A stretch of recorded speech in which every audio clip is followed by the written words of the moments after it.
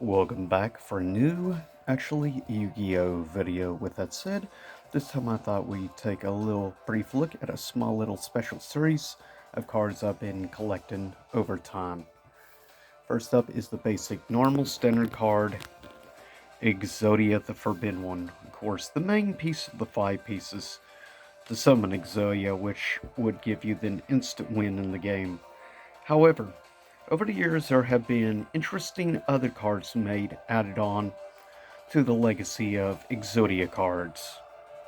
With that said, let's look at some of the other cards that were released over time for Exodia. First up,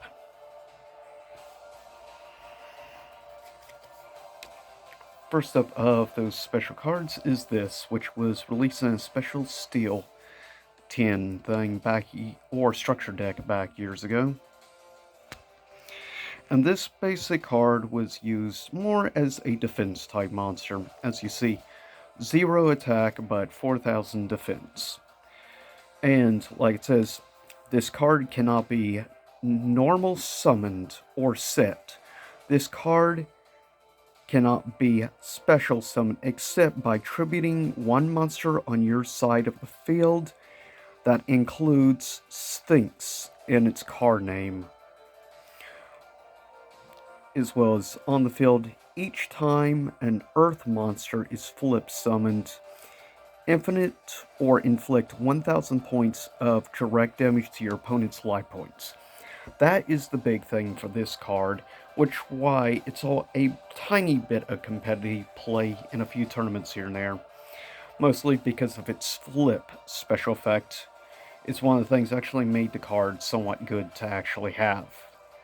If you play more defensively, that is. Though it's not actually called Exodia, basically it is obviously from the actual design similarities. But with that said, the next card actually is a 2-piece, as is required in order to summon it. The first of which is a special magic card called Contract with Exodia. In order to use this, you must have all 5 pieces of the Forbidden One in the graveyard in order to use this to special summon the next card called Exodia Necros, as it would only get brief shown on the TV series used by Gozaburo Kaiba.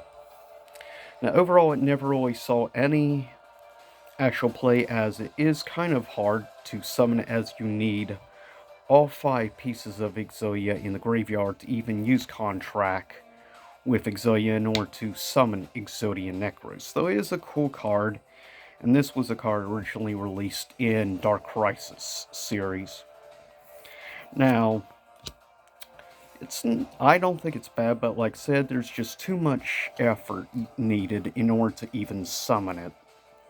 Now, next up is a card called the Legendary Exodia Incarnate. And also, you could use with it a special continuous trap card called Obliterate. Now, with this card, you cannot, like the other, cannot special summon, or rather normal summon. Special summon, you must tribute one Exodia, the Forbidden One, and you get 1,000 points of, or rather, 1,000 attack points for each piece in the graveyard. So obviously have all 5 pieces in the graveyard, it gives you 5,000 attack. Now, also, you can use this, which is pretty good. You can target one monster on the field, send one Forbidden One monster or Exodia card from your hand or deck to the graveyard, and that's the good thing about this. It makes it easier in order to get the 5 pieces of Exodia, since it allows you to actually search a graveyard to use this. Though I would actually say This actually also can make it easier if you want to summon, say, Exodia Necros.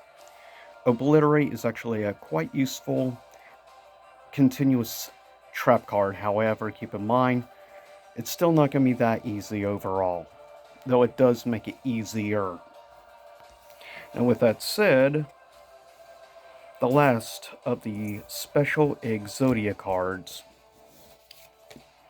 which I just want to do this quickly. And welcome back. Want to just get placed in place, and these are the basic overall. Now, the most recent one that was released is, however you want to say, I still say Exodia, Legendary Defender. Not the greatest card, but still, cannot be special summon. You can tribute 5 monsters, so it doesn't actually have to be the Exodia pieces, but tribute 5 monsters, but not set. This card's attack and defense becomes the combined attack and defense of the tribute monsters. If this card summoned this way, destroy a Dark Fiend monster owned by your opponent. You win the duel at the end of damage step. But overall, that is most of the basic, like different special over the years, Exodia cards.